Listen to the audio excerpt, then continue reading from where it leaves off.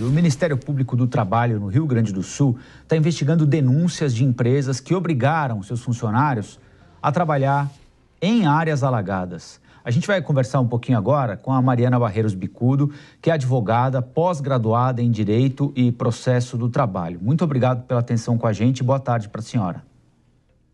Boa tarde, Rafael. Boa tarde a todos os espectadores.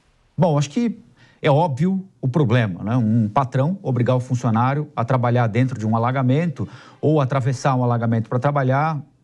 Acho que não precisamos ser especializados em direito para imaginar que trata-se de um flagrante desrespeito, no mínimo ao bom senso, né, doutora?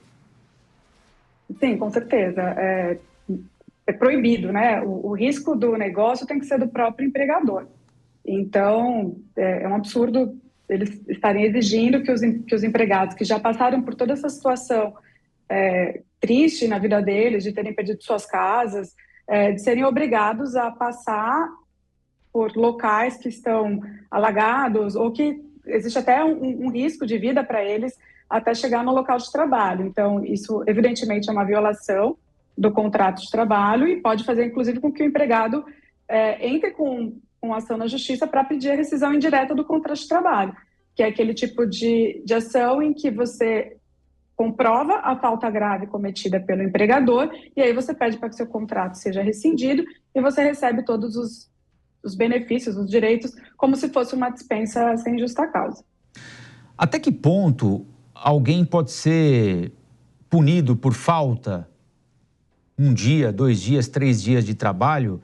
Em que circunstâncias essa falta é justificada? Em que circunstâncias a falta não é justificada? Eu me refiro, claro, num evento desse tipo. Uma tragédia natural, uma enchente, um deslizamento de terra, desmoronamento de um viaduto, ou em outras circunstâncias, como a gente está tão acostumado a ver nas grandes cidades brasileiras, greve no transporte público. Até que ponto um funcionário é obrigado a comparecer ao seu ambiente de trabalho e a partir de que momento algum evento externo está ao lado dele para justificar uma falta?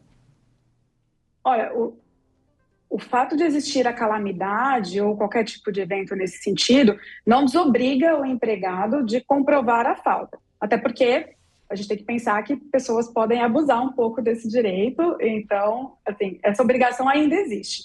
Mas eu acho que é muito uma questão, Rafael, de bom senso aí. Nesse caso especificamente da tragédia do Rio Grande do Sul, existe uma recomendação e tem sido feito um acordo aí do Ministério do Trabalho com a Federação das Associações dos Municípios do Rio Grande do Sul para que eles emitam um atestado comprovando que essas pessoas foram afetadas pelas enchentes, estão em área de risco, e aí esse documento possa ser emitido de forma gratuita e sirva como comprovação da falta. Em outros casos, como você citou, de greve, aí acho que é fato público e notório. Então, se a pessoa trabalha num local em que ela não consegue chegar ao trabalho por conta de uma greve, o fato público já pode ser considerado como uma justificativa plausível para este fato. Então, assim, o bom senso rege o contrato, né? Então, os empregadores têm que ter a sensibilidade de entender que a pessoa não teve condição de comparecer e os empregados também, na medida do possível, precisam conseguir comprovar. A lei não trata especificamente, assim, em casos de calamidade, em casos de greve, como comprovar. Eu acho que vai muito de caso a caso e do bom senso da relação entre empregado e empregador de confiança, porque essa relação de confiança ela precisa existir e nenhum dos lados pode quebrar. O empregador geralmente tem um departamento jurídico, tem uma chefia que zela pelo funcionamento daquele departamento de trabalho, que tem condições de controlar, de conversar com os funcionários, saber exatamente o que está acontecendo. Quando o funcionário, que não necessariamente está permanentemente acompanhado de um advogado, suspeita que ele está sendo alvo de alguma espécie de abuso nesse sentido, o que ele deve fazer, doutor, ainda sem a comprovação de que aquilo efetivamente é um abuso? Procurar um advogado, algum outro órgão que ele possa recorrer? Olha, as empresas deveriam ter os seus canais de denúncia, então ele pode fazer uma reclamação na própria empresa, nesses canais de denúncia, que muitas vezes o correto seria, né, que eles fossem auditados por empresas externas, para justamente garantir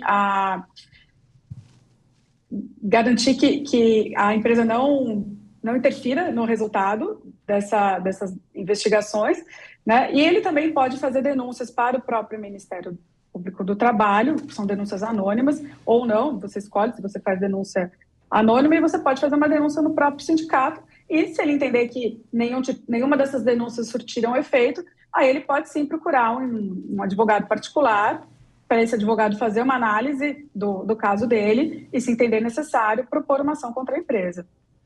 Muito bem, nós conversamos com a doutora Mariana Barreiros Bicudo, advogada, pós-graduada em Direito e Processo do Trabalho.